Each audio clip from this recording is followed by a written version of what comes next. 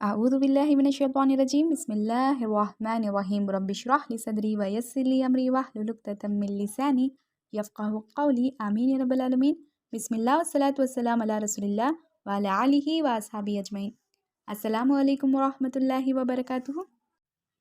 آج انشاءاللہ ہم بات کریں گے سورہ بقرہ کے تیسرے رکوع کے بارے میں۔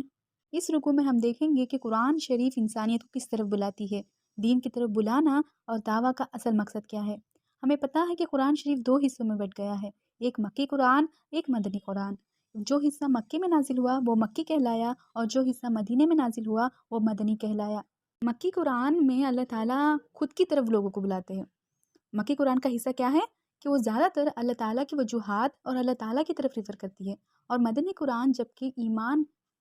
کی شخصیت کو نہ خوبصورت بناتی ہے۔ اگر آپ مکی قرآن میں جان لوگے کہ اللہ تعالیٰ کیا ہے، دین کیا ہے، اسلام کیا ہے، رسالت کیا ہے، تو اس کے بعد ہم دیکھیں گے مدنی قرآن میں کہ آپ اپنے ایمان کو کس طرح خوبصورت بنائیں گے، کس طرح آپ اپنی زندگی جئیں گے۔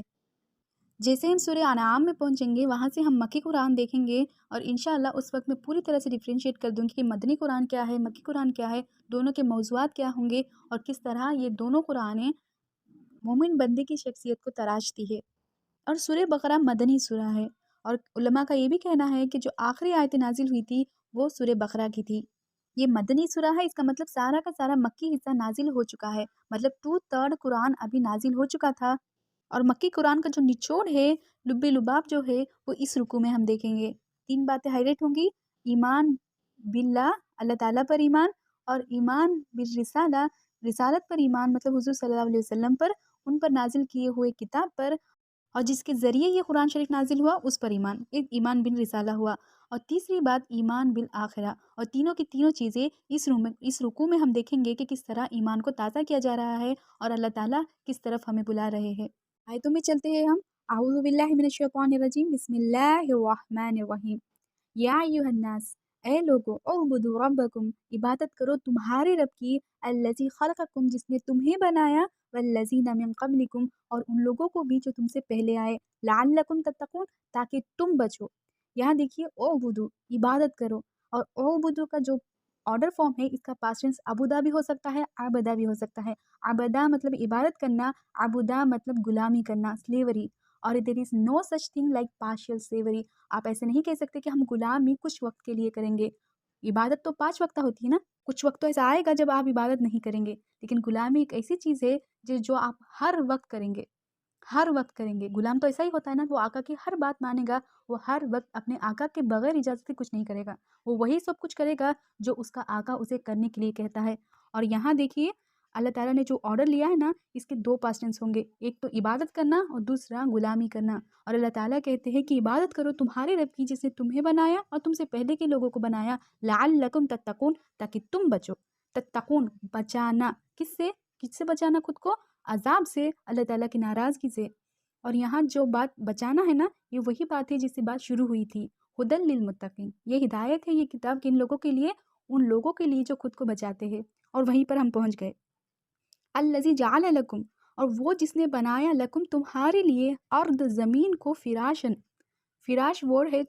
To put down, to beat down, جیسے ہمبل بنا دیا گیا ہے، زمین کو فراش بنا دیا ہے، بچھا دیا گیا ہے، رفنس نہیں ہے، اس میں تمہیں تکلیف نہیں ہو رہی ہے، فلیٹن کر دیا گیا ہے اس زمین کو تمہارے لیے، والسماء بناء، اور آسمان کو تمہارے لیے چھت بنایا ہے، وانزل من السماء، اور نازل کیا ہے تم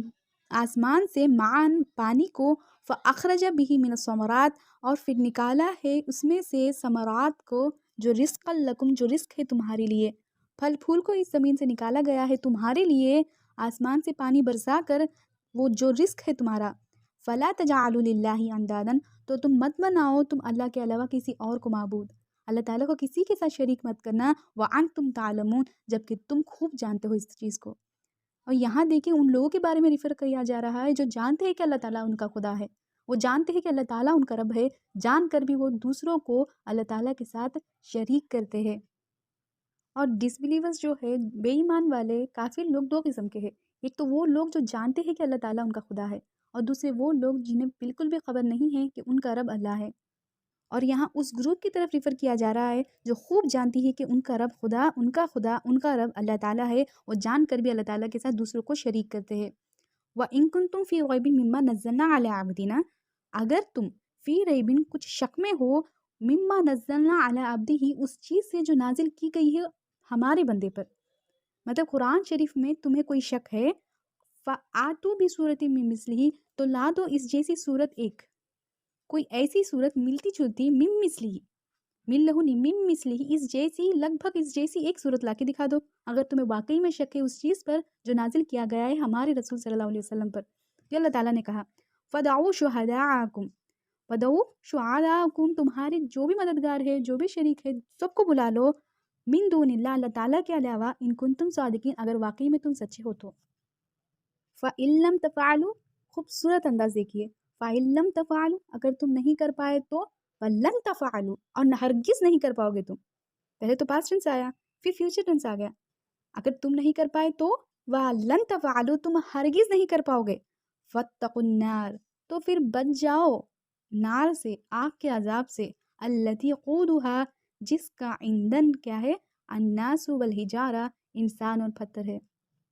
تم نہیں ہرگز لا پاؤ گے تو بچو بس اس عذاب سے جس کا ایندھن کیا ہے انسان اور پتھر جو بنائی گئی ہے کافروں کے لیے۔ وَبَشِّرِ الَّذِينَ آمَنُوا وَعَمِلُوا الصَّالِحَاتِ تو خوشخبری دیجیے یا رسول اللہ صلی اللہ علیہ وسلم ان لوگوں کو جو ایمان لائے وَعَمِلُوا الصَّالِحَاتِ جنہوں نے نیک کام کیے أَنَّ لَهُمْ جَنَّاتٍ تَجْرِي ان کے لیے جنات ہے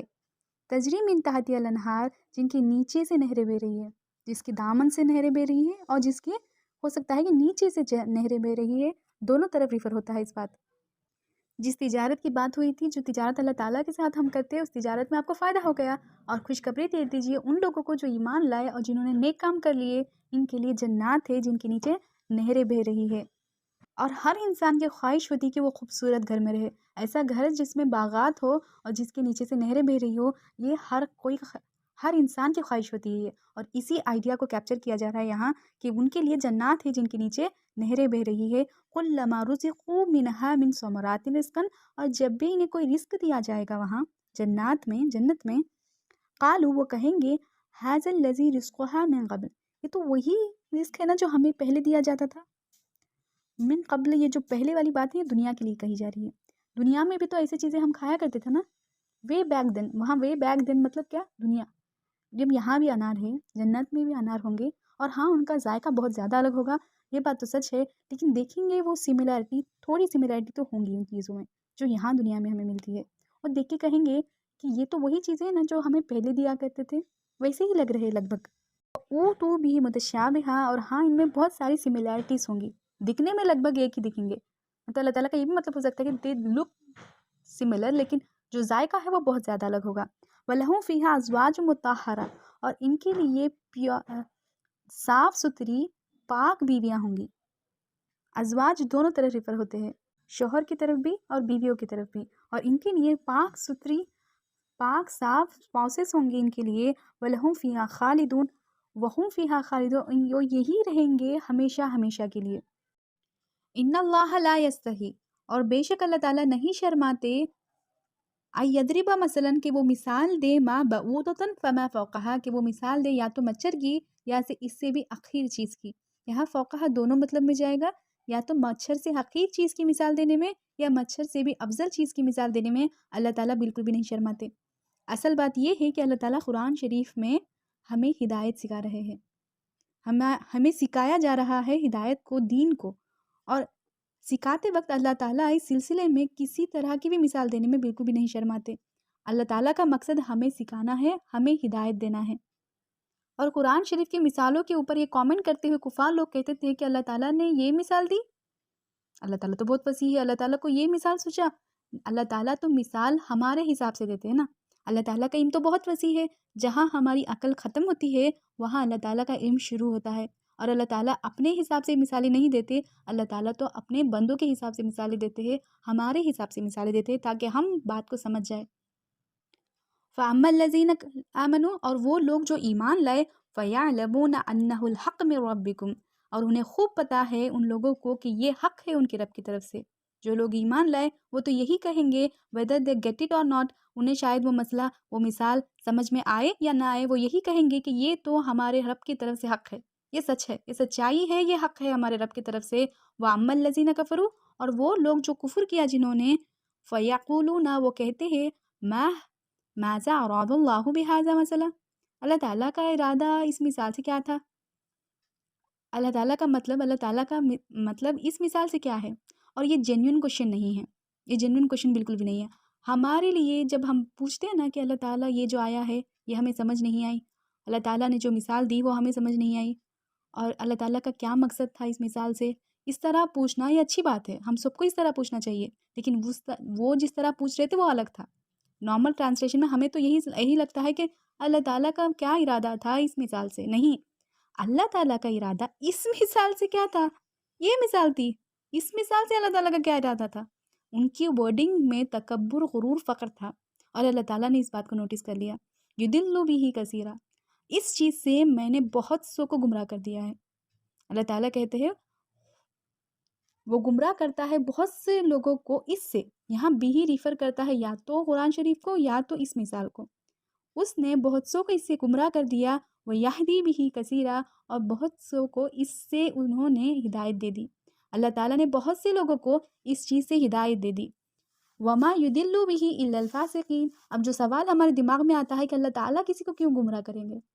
اللہ تعالیٰ نے جواب بھی دے دیا، وما یدل، اللہ تعالیٰ نے نہیں گمراہ کیا، به الا الفاسقین، مگر ان لوگوں کو جو فاسق ہے۔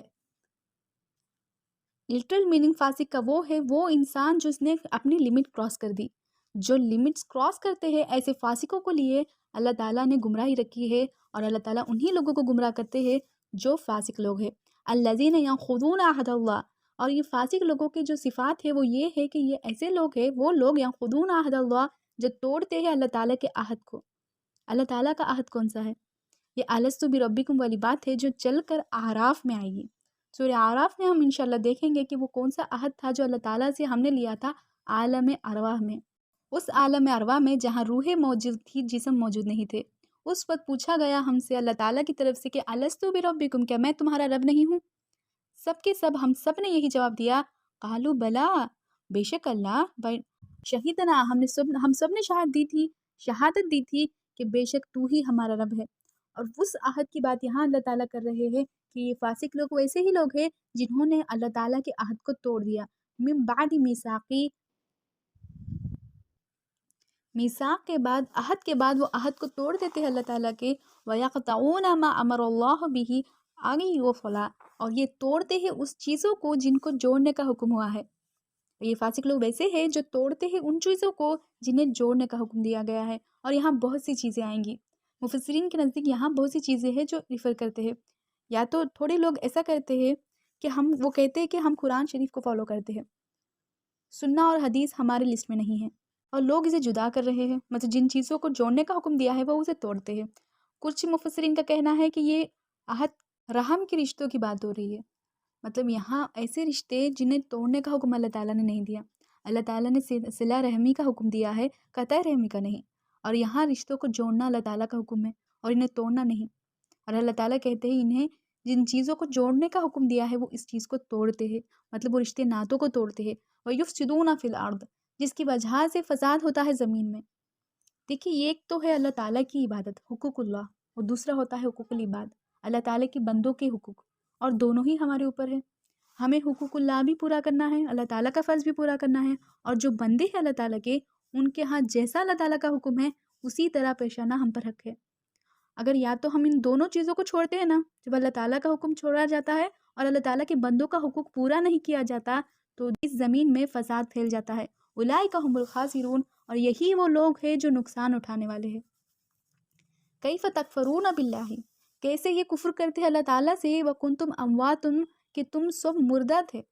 تم کس طرح کفر کر سکتے اس رب سے جب تم سب مردہ تھے، وَأَحْيَاكُمْ، پھر اس نے تمہیں زندہ کیا،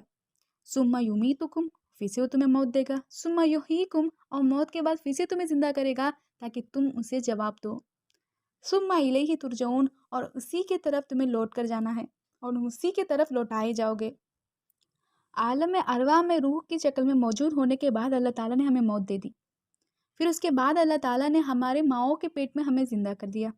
پھر اللہ تعالیٰ کہتا ہے کہ پھر تمہیں موت دوں گا، फिर तुम्हें ज़िंदा होना पड़ेगा, फिर से तुम्हें ज़िंदा करूँगा ताकि तुम जवाब दे दो। हर चीज़ के लिए जो मैंने तुम्हें अता की है, जवाब तो तुम्हें देना पड़ेगा। मतलब 2 बार हम पर मौत तारी होगी, 2 बार हमें ज़िंदगी मिलेगी। एक बार तो ज़िंदगी मिल गई, फिर मौत के बाद फिर से हमें ज़िंदगी मिलेगी और इसी रब की तरफ हमें लौट कर जाना है। अल्लाह ताला कहते कैफ़ा तकफ़ुरूना, किस तरह तुम कुफ़्र कर सकते हो अल्लाह ताला से, जबकि उसने तुम्हें मौत दी, मौत के बाद ज़िंदगी दी, फिर तुम्हें मौत देगा, फिर ज़िंदगी देगा और तुम इसी की तरफ लौटाए जाओगे। हुवल्लज़ी, वो जिसने खलक़ लकुम मा फ़िल अर्दि जमीआ, जिसने बनाया तुम्हारे लिए लकुम मा फ़िल अर्दि जमीआ, जो कुछ भी है ज़मीन में। हर चीज़ तुम्हारे लिए बनाई गई है, तुम्हारी सहूलत के लिए बनाई गई इस ज़मीन में। सुम्मा इस्तवा इलस समा, अल्लाह ताला मुतवज्जे हुए आसमान की तरफ, फसव्वाहुन्ना सबअ समावात, और उसने 7 आसमान बना लिए। और ये आयत मुतशाबिहात में जाएगी, वो आयतें जिनके बारे में हमें पूरी तरह से इल्म नहीं रखते। और 7 आसमान का जो तसव्वुर है, ये बस सुना सुनाया है और हमने कभी नहीं जाना कि 7 आसमान किस तरह है। साइंटिफिकली भी ये प्रूवन नहीं है कि 7 आसमान है, और लेकिन अल्लाह ताला तो कहते हैं कि मैंने 7 आसमान बनाए हैं। और इसका आंसर भी हमें मिल जाता है, वहुव बिकुल्लि शैइन अलीम, वो रब है जो हर चीज़ का इल्म रखने वाला है, हर चीज़ को खूब जानने वाला सिर्फ अल्लाह ताला है। वसीअ इल्म तो अल्लाह ताला का ही है। यहाँ सूरह बकरा का फर्स्ट पार्ट पूरा होता है, जिसमें हमने देखा ईमान वालों के बारे में, काफिर लोगों के बारे में और मुनाफिक लोगों के बारे में। और यहाँ कुरान शरीफ का जो बुलावा था लोगों के लिए, वो खुलकर उभर कर इस रुकू में बाहर आया कि पहले तो फर्स्ट पॉइंट था ईमान बिल्ला, अल्लाह ताला पर ईमान। अल्लाह ताला ने साफ कह दिया कि उबुदू रब्बकुम, इबादत करो तुम्हारे रब की जिसने तुम्हें बनाया और तुमसे पहले को बनाया। फिर बात आई ईमान बिल रिसाला, रिसालत पर ईमान। और अल्लाह ताला ने कहा कि वाकई में तुम्हें कोई शक भी है इस किताब में जिसे हमने नाजिल किया हमारे बंदे पर, तो वाकई में अगर शक है तो इस जैसी एक सूरत ला दो। ईमान बिल रिसाला की बात हो गई यहाँ। और फिर बात आई ईमान बिल आखिरा, आखिरत पर ईमान, उस चीज़ पर ईमान जिसे किसी ने देखा नहीं है।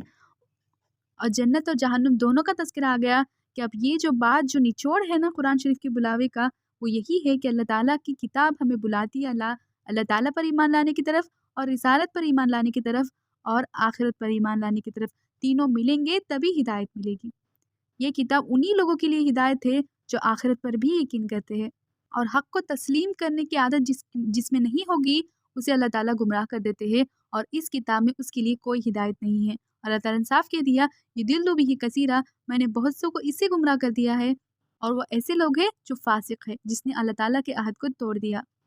इसके बाद वाले पार्ट में हम देखेंगे आदम अलैहिस्सलाम का क़िस्सा, वो क़िस्सा जो कुरान शरीफ में 7 बार लगातार बोला गया है। और 7 बार क्यों, इंशाल्लाह हम अगली नशीद में देखेंगे। बारकल्लाहु ली व लकुम फ़िल कुरानिल अज़ीम व नफ़ानी व इय्याकुम बिल आयाति व ज़िक्रिल हकीम।